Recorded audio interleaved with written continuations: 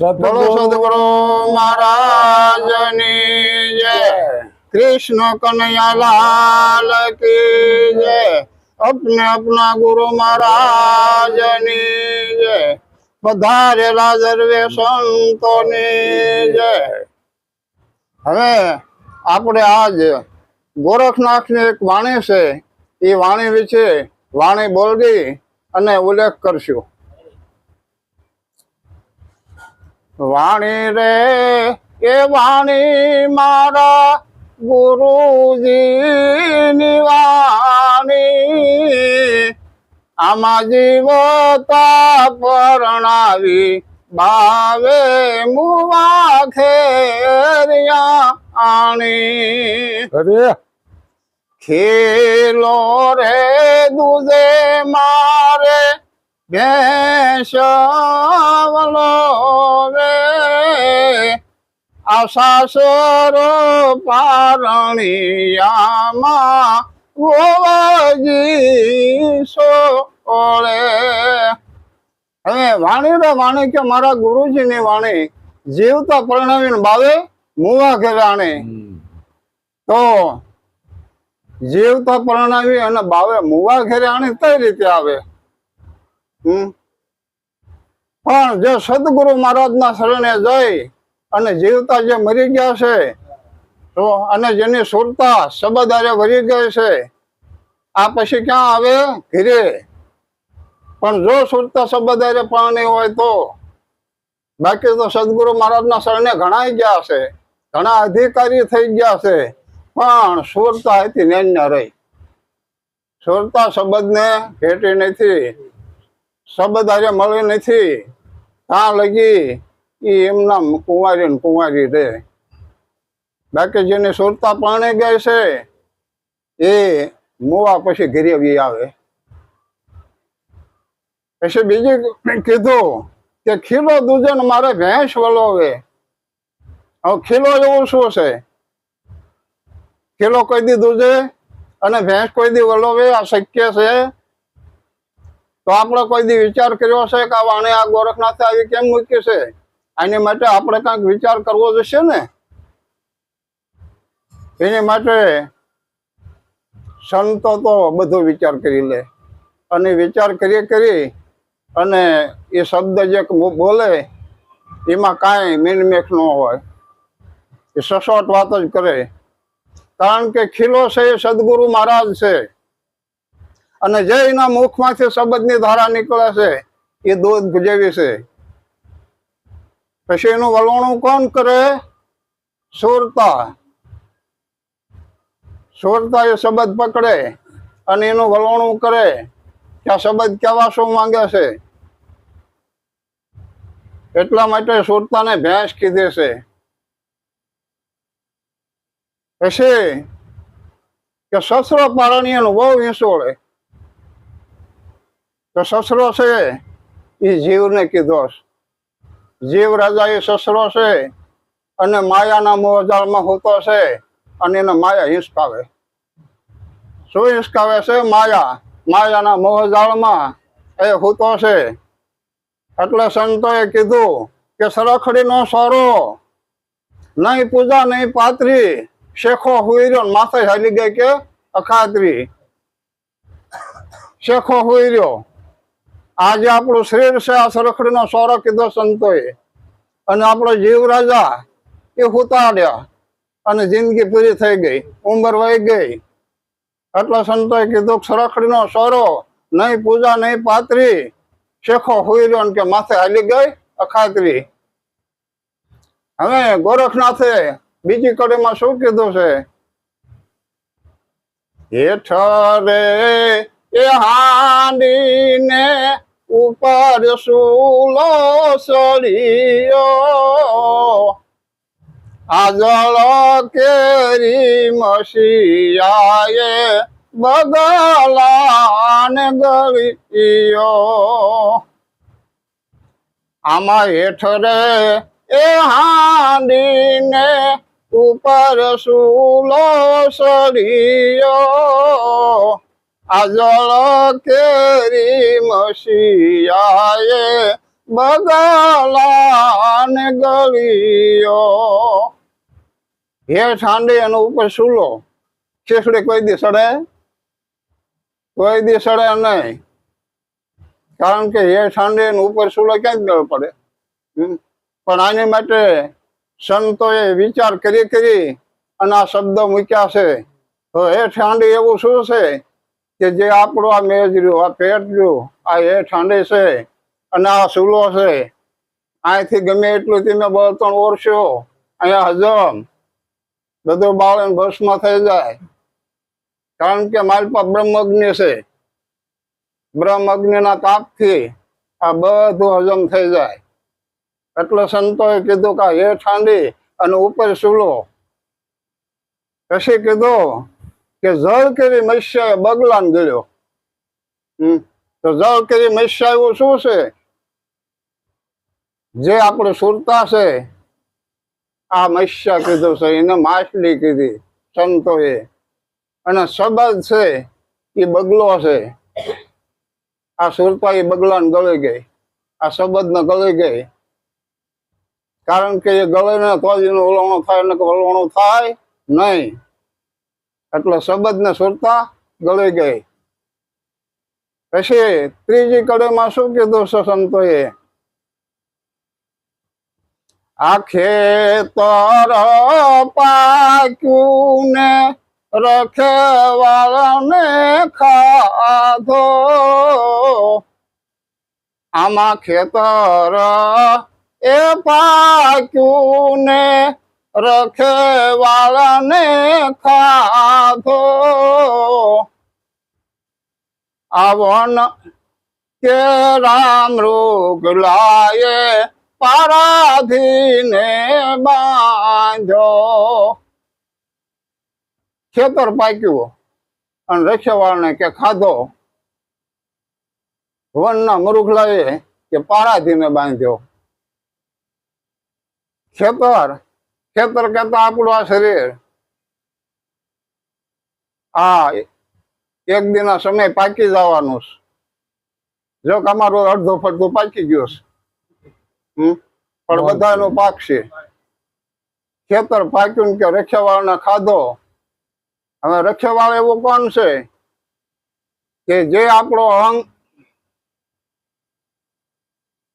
જે આપણો આત્મા છે એ આ ખેતરનો રખેવાળ છે.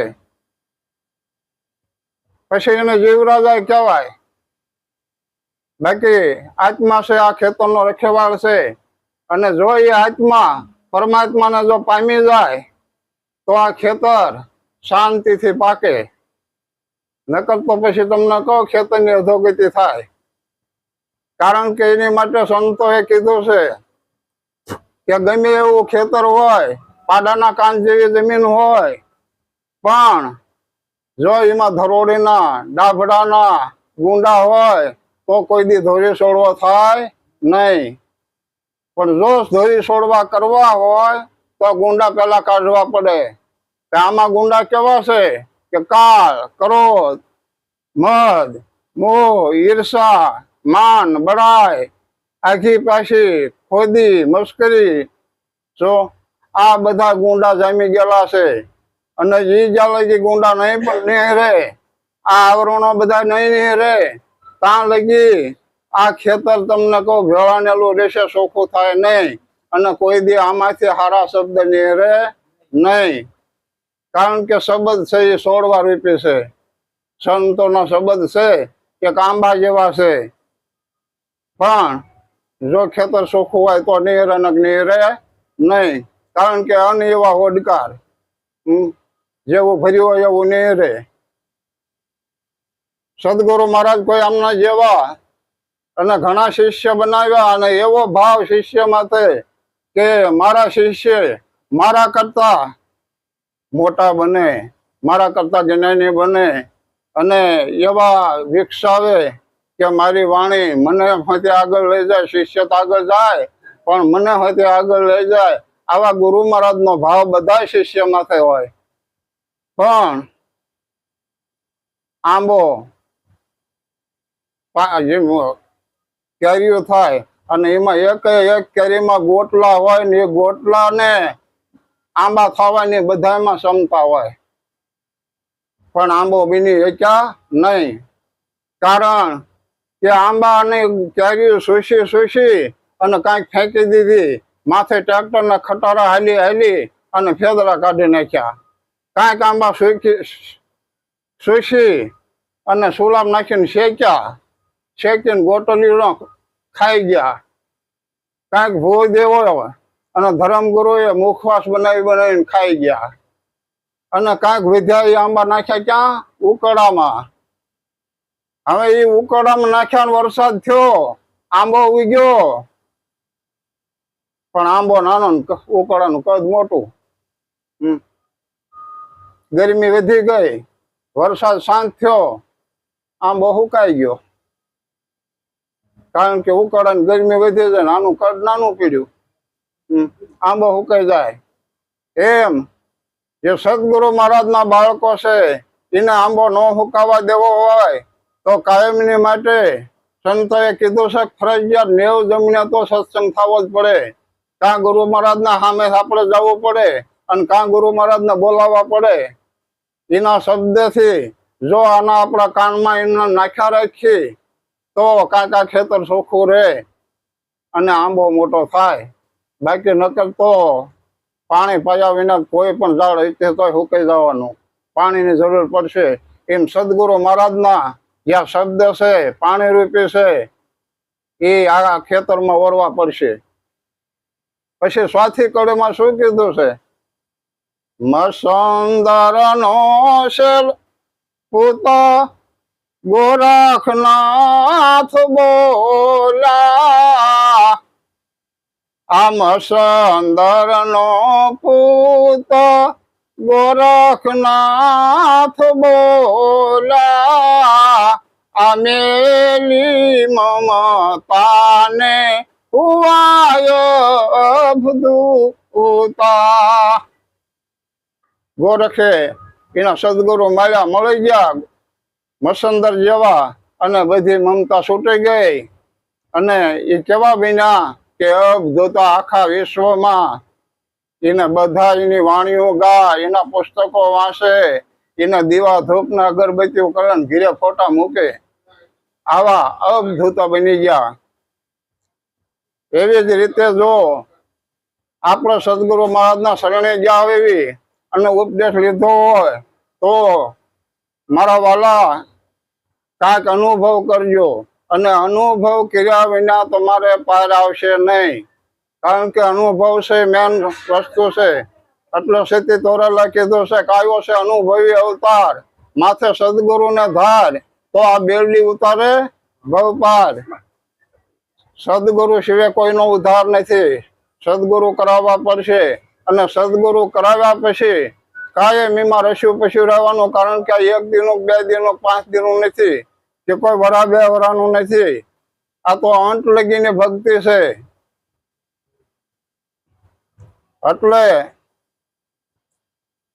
એની માટે સંતોએ રાત દી ઉજાગરા કરી અને માણસોને જગાડવાની કોશિશ કરે છે. ક્યાંથી જગાડવાની?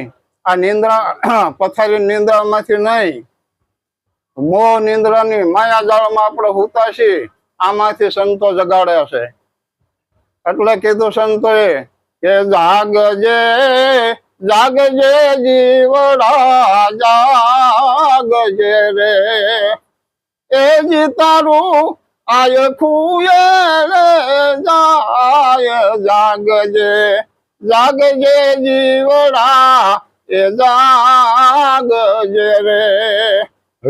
શું કીધું છે કે આમાંથી જાગી જાઓ, આ મોહ નિંદ્રામાંથી, અને જાગી અને સદગુરુ મહારાજના શરણે વ્યા જાઓ તો તમારી આ બેરલી બહુ પાર ઉતરશે.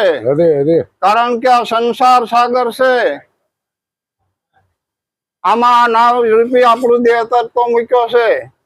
તો છે કે આ એક નાવ જ છે. આ સંસાર સાગર ફર્યો છે, એમાં નાવડી તરતી મૂકી છે. જો એ નાવડીને હામા કાંઠે જવું લઈ જવી હોય તો સદગુરુ સિવાય કોઈનો ઉદ્ધાર નથી. સદગુરુ ફરજિયાત કરાવવા પડશે. પણ જો આ નાવડીને પાર લઈ જવી હોય તો, કારણ કે એમે અત્યારે ખુદામડાથી આવ્યા એટલે વચ્ચે આ ભોગવવાનો પુલ આવ્યો. એ પુલ હળંગ છે પણ એના શેડા બે છે, બે શેડા છે. હવે જો ઓલા આ શેડે આવવું હોય તો ઓલા શેડે હાલવું પડે. ઓલો શેડો છે આત્માનો, આ શેડો છે પરમાત્માનો. જો આત્માથી હાલશું તો પરમાત્મા લગી પગાય. પણ એ બે શેડા મૂક્યા તઈ અહીંયા કણ એમે સાયલામાં આવ્યા, બે શેડા છોડી દીધા અને આ સાયલામાં આવ્યા તઈ વજુબેન ઘરે પગ્યા. બાકી જો વસાડા ખુદામડા આવ્યું ને ફરિયાળ આવી ને ક્યાંક વસાડા સારું ગમે રોકાઈ જવી તો વજુભાઈ ઘરે પગી એકવી નહીં. પણ રોકાવાના ઠેકાણા જાજા છે એટલે માણસો રોકાઈ ગયા. કાંક દેવીઓમાં રોકાઈ ગયા, કાંક રામાપીરમાં રોકાણા, કાંક હનુમાનમાં રોકાણા, કાંક વાડીઓની વીઘામાં રોકાઈ ગયા, કાંક 57 ડિગ્રીમાં રોકાયા, કાંક હમ કિસે કે કમ નહીં આવા અહમમાં રોકાઈ ગયા. રોકાવાના ઠેકાણા જાજા છે એટલે માણસ એમાં રોકાઈ જાય છે. જે મંજિલે પગવું છે ત્યાં પગી શકતા નથી. એટલે સંતો એની માટે વાણી બનાવી છે કે મારી ગાડી તો અજબ રંગીલી, બેલ જોડ્યા બેસાર, આ કનવાળા શેલ સબીલા, બેસન વાળા લાલ. હવે આ કઈ ગાડી છે? આવડી આ ગાડી. પણ ક્યાં રોકાઈ જાય? રેનમાં. રેન એટલે રાત, અંધારું. જ્યાં લગી આપણા ભીતરમાં પ્રકાશ નથી પડ્યો ત્યાં લગી અંધારામાં રોકાયેલા છે. અને જો અંધારામાંથી બહાર નીકળવું હોય તો મજૂર કાંઈ દૂર નથી. મજૂર ઘટોઘટમાં જ છે, તમારી પાસે જ છે. એટલે દાસ સવાએ કીધું કે સુરતા સુઘડ સમેટે એને ઘટમાં સાહેબ ભેટે, પડ્યું છે ને ગોતે નહીં ગોતે શેટે શેટે, આદમ તો કે તારા અંતરમાં વસે, ભજન કરો તો ભેટે.